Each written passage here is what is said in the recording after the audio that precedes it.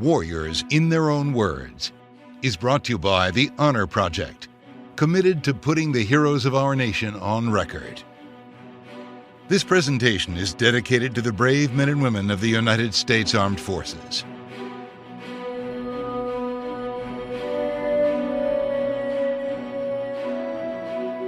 John C. Muir was a decorated combat veteran of the Vietnam War. He hailed from 4 generations of men and women who served in distinguished military service. He was also cousin to John Muir, the famous naturalist and conservationist, who has been called the father of America's national parks. In 1965, John Muir volunteered for the U.S. Marine Corps and was sent to Vietnam. We interviewed him in 1994, and he was an excellent storyteller who delivered powerful words about fighting the war and returning home. I was with Echo Company, 2nd Battalion, 1st Marines.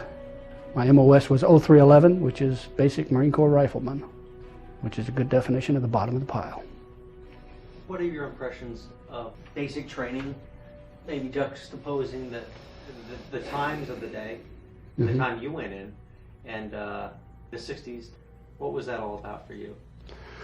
Well, first of all, in juxtaposing the basic training regimen with the 60s, it probably doesn't really work in this instance because I went to basic training in September of 1965.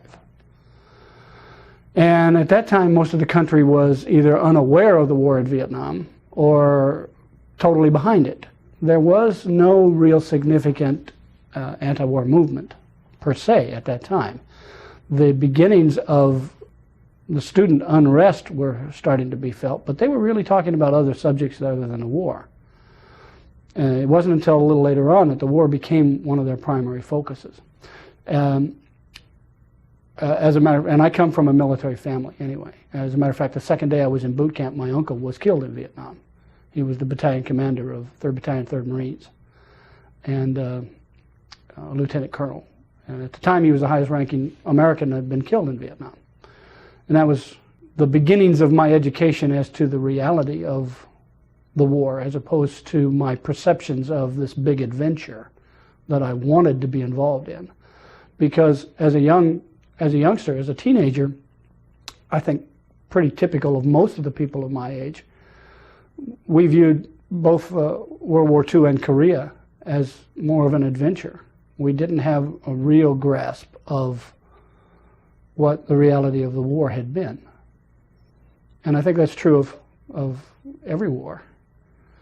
So I joined the Marine Corps basically looking for some adventure because I was tired of being in school. I'd just finished high school and I wanted to get on out in the world and see what was going on. And this was my opportunity to get a piece of a brand new war that was going to be big adventures.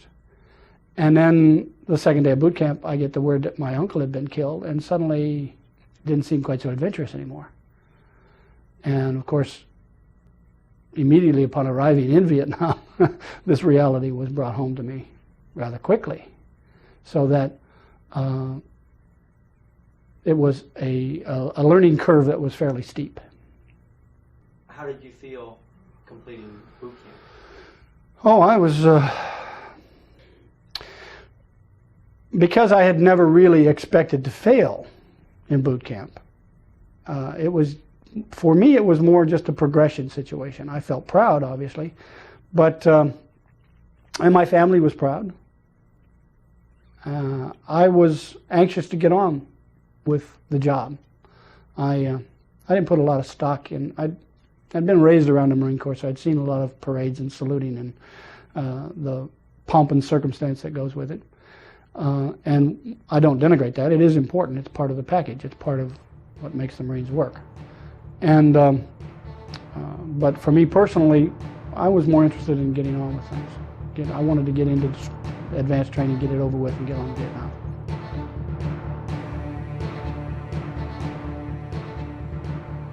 When I arrived in Vietnam, I joined a company that was already in place. Like most people, except for the 3rd Marine Amphibious Brigade that landed in Da Nang in '65, most of the people that went to Vietnam joined a unit that was already in place.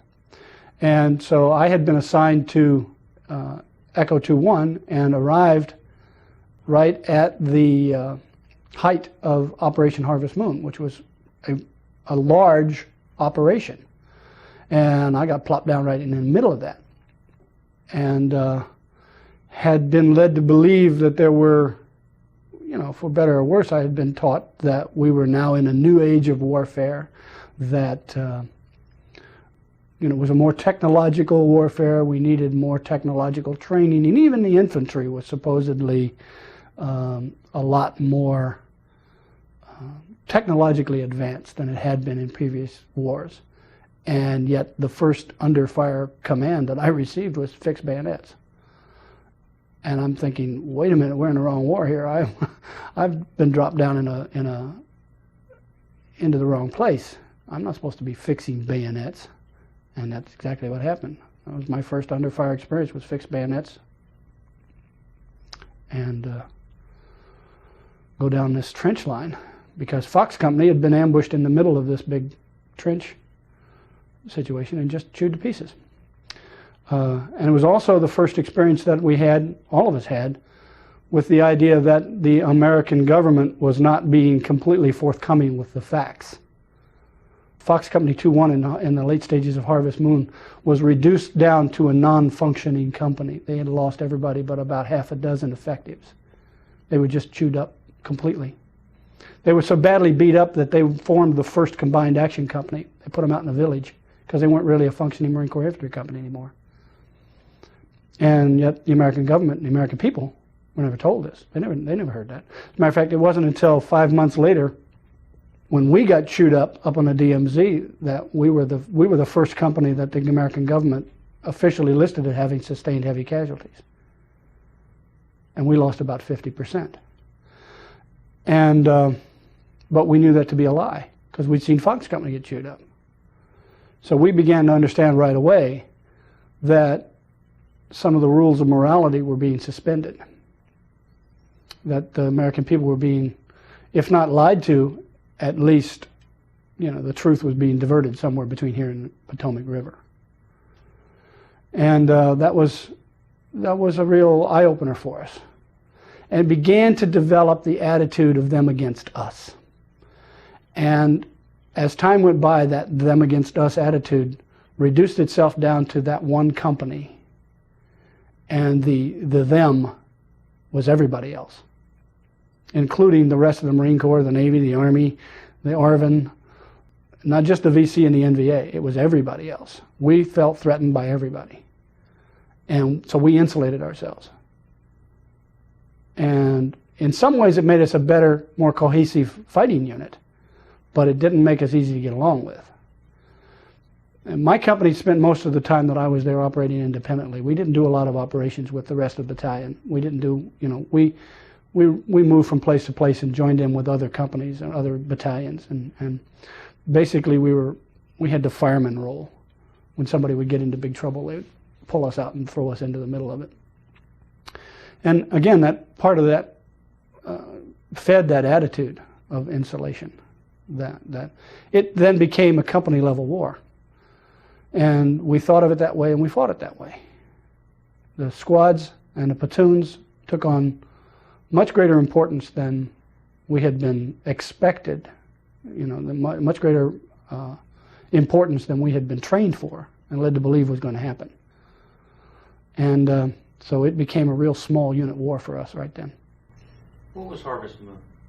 Harvest Moon was an operation against an NVA. It was supposed to be an operation against an NVA company. It turned out to be a regiment. Bad intelligence. All of the operations that we went on had names. I mean, they all, had Harvest Moon, New York. We went through a whole period of states there for a while: New York, Texas, Oregon. Then we went to Operation Prairie, Operation Hastings. All of these, they either had a name when they developed them, or else developed a name after the fact. So it wasn't part of a sustained campaign. Harvest Moon, it had a beginning and an end. Well, yeah, it was. It wasn't like the Rolling Thunder or Linebacker. No. Yeah, it was a short duration, specific operation.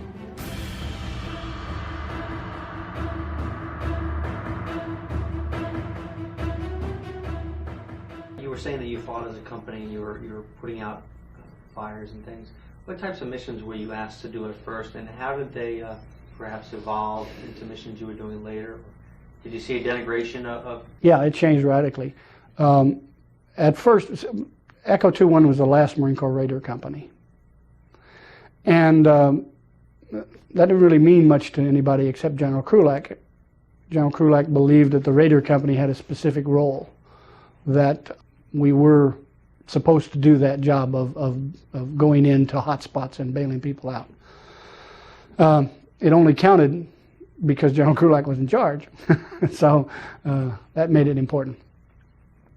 So at the beginning of my tour, we spent a lot of time working with other units. We were with the 3rd Marine Division and the 1st Marine Division, even though we were technically in the 1st Marine Division. We worked with 9th Marines, 4th Marines, 3rd Marines. We were all over the map. We went literally from Chulai to the DMZ and just about everywhere in between. Then we did a lot of the search and destroy type function. We pretty much on our own, in between trouble spots, we were pretty much on our own to go out, see if we could find bad guys and hurt them. We had a very aggressive company commander, a Naval Academy graduate named Thomas M. Pratt III, who believed very strongly that our purpose was to find enemy troops and see how much hurt we could lay on them. And we were pretty good at it. We'd been working that regimen pretty hard for 4 or 5 months, and they decided to give us a break and send us up to a little Air Force outpost, radar outpost up on a DMZ at a place called Dong Ha, which was a very lonely little outpost that was protected by one company of Marines on a rotation basis, and it was like a little bit of in-country R&R. It was a very quiet little corner, backwater, that nothing much was going on. And they would send a company up there one at a time to get a little rest. And they decided that we deserved our little rest period, so they sent us up to Dong Ha to get a couple of weeks of rest. And it was during that period that the North Vietnamese decided to send two divisions across the DMZ, which we were the only force there. And so they came across, and we went out and met them, and this was at the beginning of July, over the July 4th holiday, interestingly, 1966, when we started off with one company against 2 NVA divisions, and in 4 days there was a regiment up there with us, and in 6 days the whole 1st Marine Division was there. So it grew from, it grew into a major battle real fast. But we had to hold them off for those 4 days until the rest of the regiment got there. And so we got beat up real bad.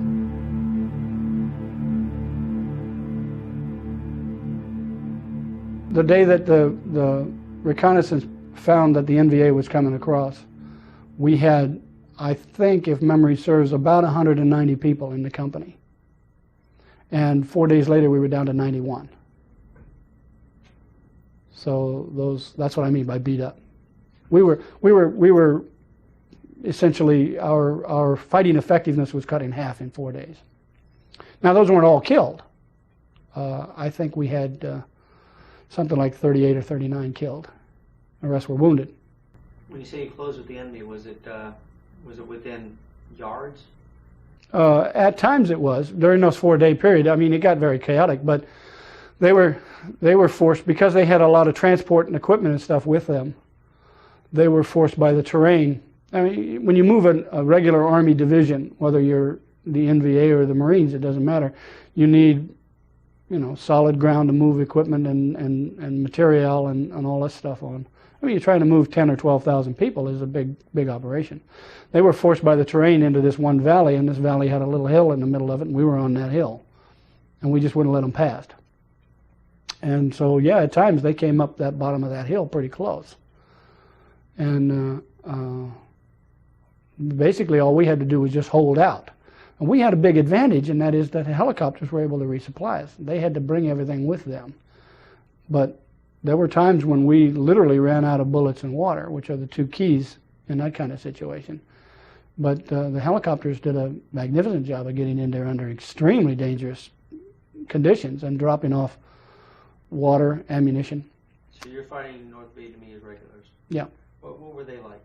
Did you ever see them with your eyes, with binoculars, or Saw them in rifle sights. were they tenacious? Good enough for me. They were an extremely seasoned, well-trained fighting force. You got to remember, they'd been at war since 1939, basically. I mean, there was some casual contact against the French before the World War II, but the North Vietnamese army basically began as the Viet Minh, with some fighting against the French, but blew up into a full-grown army during World War II fighting against the Japanese, and then was completely seasoned after World War II against the French. By the time they got to us, these guys had been at war or had been in training for war for 25 years. And they knew what they were doing. And fortunately, in our case, we did too. And we had massive amounts of help that they couldn't rely on.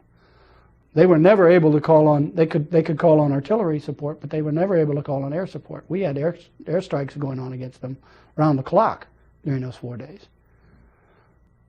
We had naval gunfire. We weren't that far from the coast. Naval gunfire was operating. And of course, by the end of the week, we had our own in-place artillery support set up. And yeah, they were very good. Good enough for me.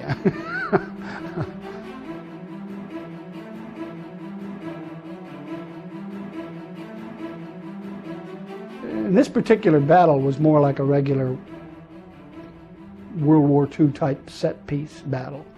I mean, we knew where they were, they knew where we were, and we came together. Pretty much like a regular standard military operation. That was really the exception. Most of the time, we would get intelligence reports that a Vietnamese or VC, we'll say a VC regiment or a VC company was operating in a certain area.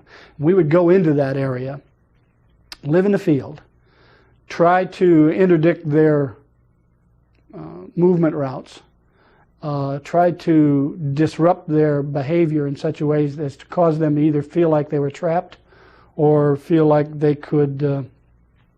We would often send out a squad or a platoon to try to entice them into attacking us, thinking that they had a superior position on us. And then we would come in after that, baiting the trap. We would use blocking forces to try to interdict their communications and supply routes. Most people, when they think of the VC, they think of, you know, little ragtag, independent, almost individuals fighting this guerrilla campaign.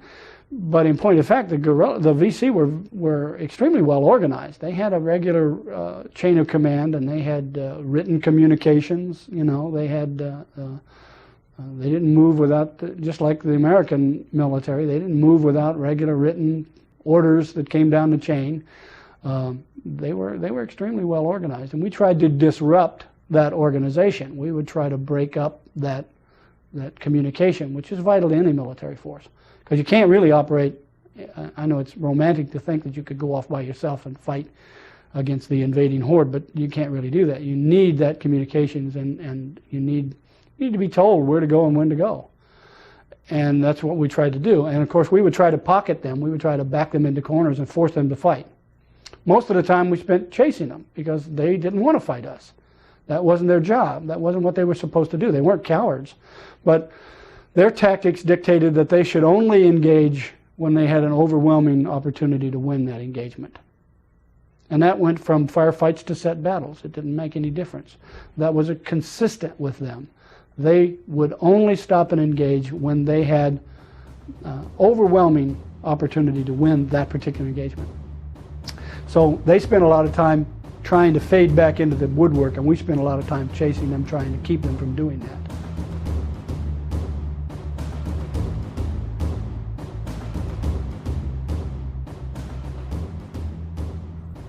didn't check tunnels, but you did check ambushes. Did those two go hand in hand? Well, we didn't get into a lot of tunneling work because most of the tunnels were, we got in a little bit, but mostly what we did was bunkers more than tunnels. In the area immediately north and west of Saigon, there was an enormous tunnel complex where they used an awful lot of tunnels later on in the war. And so there was a lot of people who had to work those tunnels, which was excruciatingly difficult work. I can't even imagine having to go down into a blackened tunnel and try to find out somebody on there. It's just terrifying. We went up against bunkers. We went up, they were everything from pillboxes, offensively designed bunker situations or reinforced positions, to air raid shelters, basically. People would go and hide in them. And of course, the one constant that we had a big problem with was trying to sort out the people we were there to try to help were the South Vietnamese. And we had no desire or interest in hurting them. But one of the VC's very effective tactics was to hide in amongst the South Vietnamese, which makes it very difficult to pick them out. And that was a consistent problem for us. The government tried a number of different tactics to try to ameliorate this problem. That's where the whole idea of the dislocation of whole populations came in. They would pick up a whole village and move it to a fortified hamlet, is what they refer to it as. And which is basically like taking the good guys and putting them in jail and let the bad guys run free. But they would, even on an individual basis, they would duck down in a bomb shelter along with the family who owned the bomb shelter. So you couldn't just chuck a grenade in there. I mean, the whole purpose of being there was to try to prevent the VC from taking over the country. I mean, we wanted to help the South Vietnamese. We weren't there to kill them. But if the VC is going to hide in amongst them, it makes it a real serious problem. And of course, that was a consistent problem throughout the war. And that I don't think they ever did come up with a reasonable attitude, a reasonable way to deal with that. I mean, it was basically a mistake from word go. I mean, we wanted to fight the North Vietnamese, but we were fighting in South Vietnam. It doesn't make sense on its face. You go to North Vietnam and attack them, you can shoot everybody. They're all bad guys, but we never did go into North Vietnam. I mean, we burnt down South Vietnam in order to try to save it, which is nonsensical on its face. But it seemed sensible at the time. That's the part that's strange. How did the policy of attrition affect you and your unit? You said that you had a commander that just felt like the more you could kill, the better. Well, that was the job. I mean, our job, we had a very simple assignment. We, carry as much ordnance with us as we possibly could, go out and fan out in as much, as large an area as we could, find anybody who was armed, basically, because anybody carrying a gun was on the other side, except for the ARVN, of course. But, go out, see if you can get somebody to shoot at you, and then just shoot the hell out of them.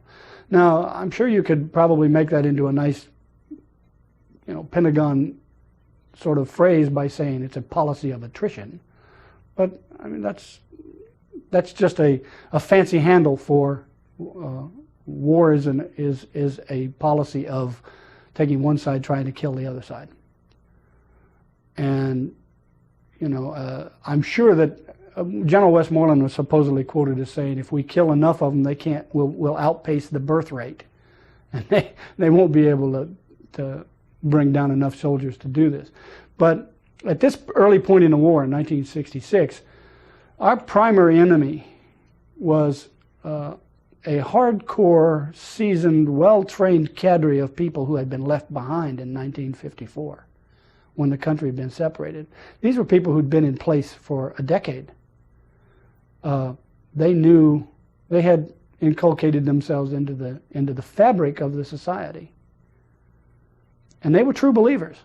I mean, you can't, in communism, in the North Vietnamese communist government, the Viet Cong were true believers in the North Vietnamese communist form of government.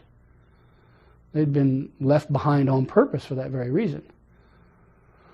And I mean, these weren't... A popular conception nowadays is to look back on these guys and say, well, they were recruiting, popular support from the population there. Their recruiting methods were real simple and direct. They would go into a small village, take the village chief, tie him to a post in the middle of the village square, and they would disembowel him. And while he's dying, they would line everybody else up in the village, and they say, this is what happens to people that we deem are enemies of the people. Now, who wants to be on our side? Well, they had vast numbers of volunteers all of a sudden. I mean, nobody was going to stand there and say, this is the wrong thing to do. Never for any moment forget that the VC were really bad guys. I mean, I fall into the trap myself sometimes of thinking back on those days and saying, well, geez, I mean, Ho Chi Minh was just a nationalist. That may be true, but some of his tactics were terrifying. Of course, some of ours were as well. War is a nasty thing. War is the suspension of rational behavior. They would do crazy things. We would do crazy things. We would suspend rational thought. A bunch of 19-year-old Americans who basically would go crazy every once in a while. That's what happens when you get under fire. You can't think rational thoughts when somebody's shooting at you. I mean, if you get ambushed, there's only three things you can do. You can turn and run, you can drop down in a fetal position and cry for your mommy, or you can attack the ambush. The first two things will get you killed. That's what the ambush is designed to do. It's to kill people who turn and run or drop down and cry for mommy. That's what ambushes do. They kill you. If you want to survive the ambush, you have to suspend rational thought and attack the ambush. It's the craziest thing you can possibly do. It is an insane thing to do. It's the only chance you have of surviving the ambush. You must attack the ambush. Now you take a bunch of 19-year-olds and get them to do that. Now the problem is you've loaded them up, now you got to unload them. Getting them to stop doing that's the problem.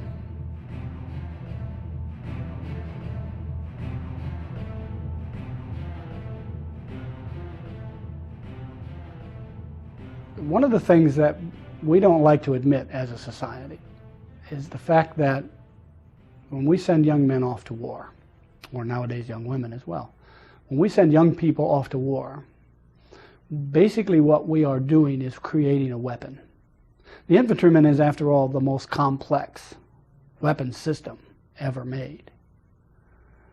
I know it doesn't sell as many tickets in the Pentagon. It's not a sexy budget item, but the infantryman's what actually gets it done. And it's the most complicated and it takes the most care of any weapon system. When we send young people off to war, we are creating a weapon system. We are loading a weapon. Our job as a society is then to unload that weapon. The one thing in Vietnam we failed at really miserably was unloading the weapon. It's a very serious problem to care for and support the infantrymen in the field. Most weapon systems, you put them in place and just, clean them once in a while, oil them, that's it. The infantryman has to be cared for constantly, 24 hours a day, all the time. He has to be fed. His various human needs have to be looked after. At the same time, you have to keep him primed and ready to do battle. And in that sense, that's what we do as a nation when we send people off to war, is we create this weapon system. We load a weapon and we send it off to do battle. One of the big problems that we had in the Vietnam era was that we created these weapons, we loaded these weapons, and then we did not unload them. We took them right out of the field and dropped them right back down into civilized world with no decompression period, with no retraining period, with no breathing space. And people, in my own case, for instance, I was less than 24 hours from firefight to fireside. I came out of Vietnam and was back here in California in less than 24 hours. And I had no decompression period. I had no, even just breathing space. I got off the airplane at El Toro, and I was still in utilities with Vietnamese dirt on them, with mud all over them. And they wouldn't let me off the base because you're not allowed in the Marine Corps. You're not allowed to go off the base in utilities, or at least you weren't in those days. And I had to go to the PX at El Toro and buy a set of civilian clothes in order to get off the base. Now, in my case, I suppose I had some decompression period because I was still in the Marine Corps, and I was going to remain in the Marine Corps for another 2.5 to 3 years. But a lot of people didn't have that happen. They got out. They not only came back from Vietnam, but they were out of the service in days. They'd come back, get processed out, and boom, they're back in, go find a job, son. Just like that. And they had no opportunity at all to even restructure their thinking processes. I know lots of people who were squad leaders in Vietnam. Well, lance corporals, corporals, sergeants, squad leaders, even platoon leaders, because we had lots of times we had sergeants as platoon leaders, even though it's supposed to be a lieutenant. I was never, in the whole time I was in Vietnam, we never had more than 3 officers in the whole company. And that means you must have an NCO as a platoon commander. And I know lots of times where people came back from having anywhere from a dozen to 40 people look to them for leadership, for their basic needs and desires. They were in charge of their whole life. And they came back, were booted out of the service, right back out on the street, looking for a job, and trying to explain to some potential employer why they didn't have a college education, why they needed to start in the mailroom when they just had 40 people look to them for everything. With no period of readjustment, no effort to make the transition any smoother at all, these people were bound to develop sociological problems trying to reintegrate back into society. It is a testament to the character of the average Vietnam veteran to just how little dislocation we actually did suffer during those years. And I know that everybody still wants to focus on the fact that the Vietnam veteran, a friend of mine likes to say that if an ordinary citizen goes into a bank and shoots everybody in the bank, they'll say, Joe Blow went into a bank yesterday and shot everybody in the bank.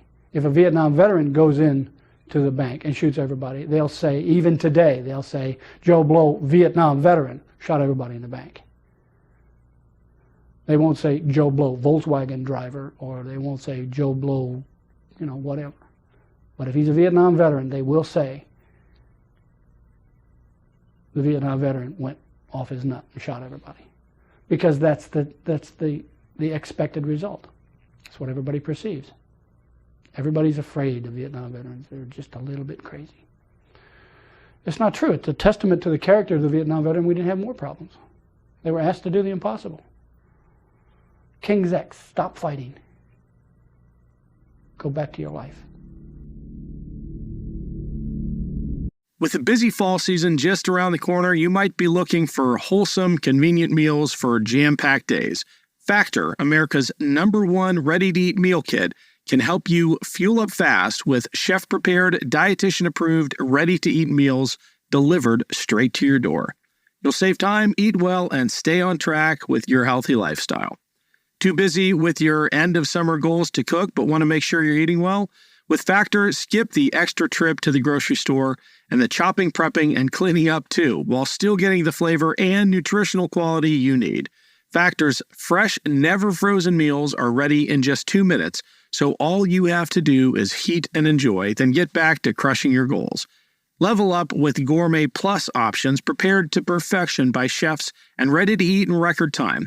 Treat yourself to upscale meals with premium ingredients like broccolini, leeks, truffle butter, and asparagus. With Factor, you can rest assured you're making a sustainable choice. We offset 100% of our delivery emissions, source 100% renewable electricity for our production sites and offices, and feature sustainably sourced seafood in our meals. This August, get Factor and enjoy eating well without the hassle. Simply choose your meals and enjoy fresh, flavor-packed meals delivered to your door, ready in just 2 minutes, no prep, no mess. Head to factormeals.com/warriors50 and use code warriors50 to get 50% off. That's code warriors50 at factormeals.com/warriors50 to get 50% off. John Muir believed that one of the greatest difficulties for troops in Vietnam was that the war often forced them to act against their own moral codes. When I was a kid, back in the 50s,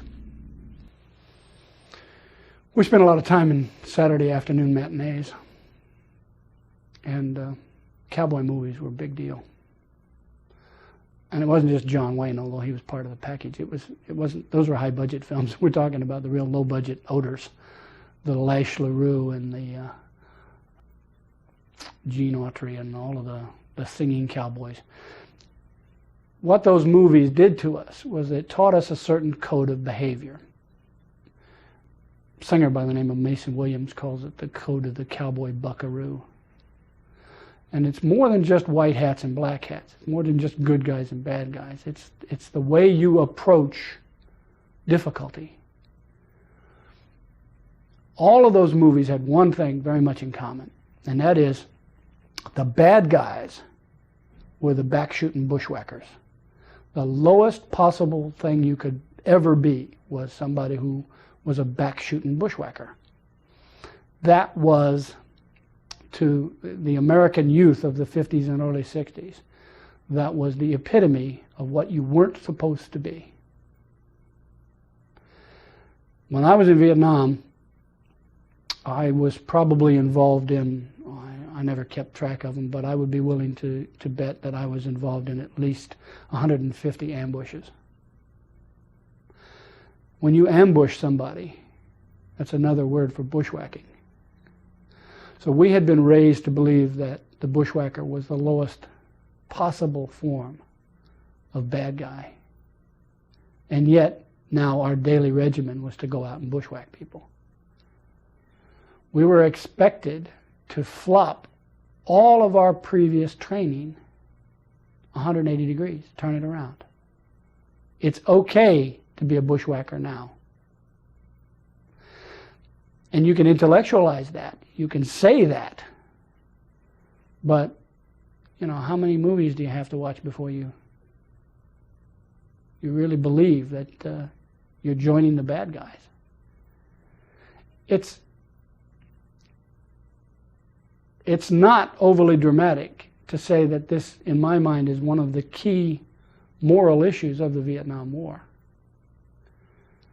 We were expected to do things that we had been taught were essentially un-American.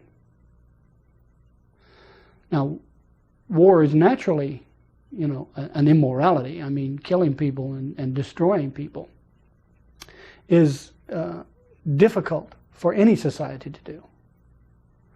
But even on a deeper plane, we were told to go out and do things that we had spent our entire life being taught were un-American. And then expected to just forget that going about our life. And lots of Vietnam veterans didn't forget it. I'm not sure many of them were able to really encapsulate that, verbalize that. But I believe that that's really one of the root causes of the continuing problems that many Vietnam veterans suffer with, is that essential core of very typically American immorality that we were required to engage in. It is the only view we had. It was the view that we all bought into because we chose to. It was what we wanted to believe. We believed in America, the good. And of course, we run into this problem all the time when we talk about the motivations for Vietnam. The motivations for Vietnam were great.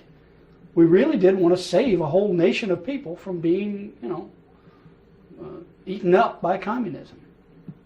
that's on the individual level. On a geopolitical level, I think the motivations were certainly not quite so clear-cut, nor were they so pure. But on an individual basis, most of the people that I served with in Vietnam went to Vietnam partially because of the adventure of going off to war, and partially because, yeah, sure, we'll go help these people out. They're the underdogs. They're being attacked by these big bad guys from the north. Sure, we'll go help them out. That was the individual motivation that got most of the people I served with in Vietnam there. There's nothing wrong with that. A great deal wrong with the methodology we used. You cannot burn down the country to save it. It's the ultimate oxymoron. And that's what Vietnam was. We were fighting a war to try to keep people alive. And it's just, I mean, it's nonsensical on its face. It's silly. We're killing people to save them. Because war is always hard on the passers-by. This whole concept of collateral damage is one of the most obscene terms I've ever heard. I'll give you an example of collateral damage. I was going on an ambush patrol, and we had to get to a specific location because artillery was going to be working that night. Artillery worked every night. It was important that the people at headquarters knew precisely where we were, because hopefully they would then avoid blowing us up with our own artillery. So we needed to get to a specific pre-planned location. And it was getting dark and we had to hurry. We were going down a road, a raised roadway. And a little old man, a very old man, came walking down the middle of this road, leading a water buffalo with a rather long rope coiled up in his hand. The water buffalo, the rope was in the nose ring of the water buffalo. And we were in a staggered column down either side of this road, and the old man was walking down between us. And the farther down this column he got, the more agitated the water buffalo got. Water buffaloes don't have real good vision. They live by their sense of smell, and we smell radically different than anything this water buffalo had ever smelled before. And he's getting more and more agitated. Water buffaloes have a very limited response to things.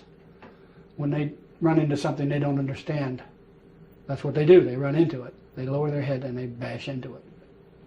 I don't know if you've ever seen a full-grown water buffalo run into anything, but you don't want to be whatever it is he runs into.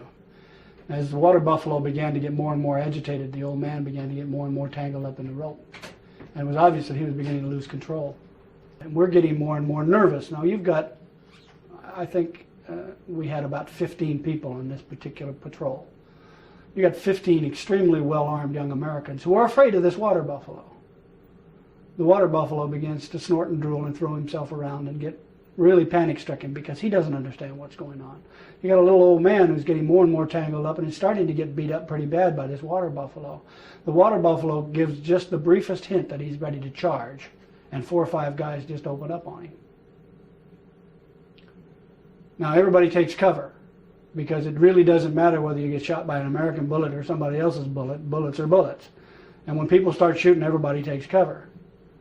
So now we have 15 very frightened young Americans, 1 very dead water buffalo, and 1 very dead, very old Vietnamese man. And we don't really know whether or not the old man was killed by the water buffalo stomping him to death, or whether he was killed by one of those stray rounds. But we do know that that water buffalo was going to do us some damage had he gotten loose and attacked. And we weren't about to have a wounded water buffalo. Because if there's one thing you really don't want to have is a pissed off water buffalo that's wounded. And night's falling. We have to get to this one particular place, because otherwise we may get blown up by our own artillery. So what do? You collect all the paperwork from the old man and you take off. We didn't leave him behind because we were callous and uncaring. We left him behind because we were afraid of getting blown up by our own artillery. We got into a place that night. The ambush turned out to be nothing much of anything at all. The next morning we came back. We went up to headquarters. We gave them the paperwork from the old man, and we said, sorry, but we left a dead water buffalo and an old man dead on this road. They investigated. Somebody from division came down and they asked a lot of questions, and they went out and did all this and that and the other thing. And they determined that it was in fact an accidental death and that the family should be compensated. The United States government paid that family $100 for the death of that old man. You understand, $100 in 1966 in Vietnam was a lot of money. The part that's upside down, though, is the fact that they paid him $300 for the death of the water buffalo. And most Americans find that at least awkward. But the fact of the matter is that it was right. To a peasant family in Vietnam with a war going on all around their ears, the water buffalo was a lot more valuable than that old man. That's collateral damage. After his tour of duty, John Muir served in the U.S. State Department as a Marine embassy guard in Europe. He then went on to become an award-winning teacher, writer, filmmaker, and poet. He also remained active in veterans' concerns for more than 30 years. John C. Muir passed away in 2014 from the effects of wounds he sustained in the Vietnam War.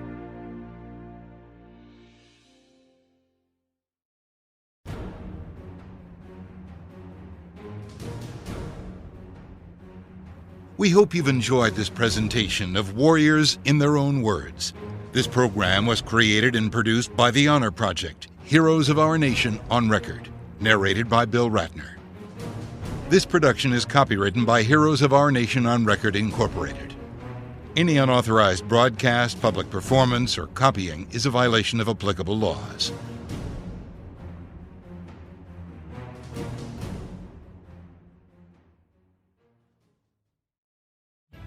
Step back in time and discover the untold stories of history's greatest heroes. From ancient civilizations to modern times, the Anthology of Heroes podcast takes you on a journey through history, uncovering the bravery and determination of those who stood up for what they believed in. These aren't just stories from old history books, they're the human experiences of those who fought for justice, freedom, and their principles. From the defiance of Vercingetorix as he stood against Rome, to the unwavering spirit of Skanderbeg as he faced down the Ottoman Empire, each episode is a journey through their life as we follow their triumphs and their failures. Meticulously researched with quotes and observations from primary sources, Anthology of Heroes is the perfect blend of expert research and engaging storytelling. So listen and subscribe now on your favorite podcasting app.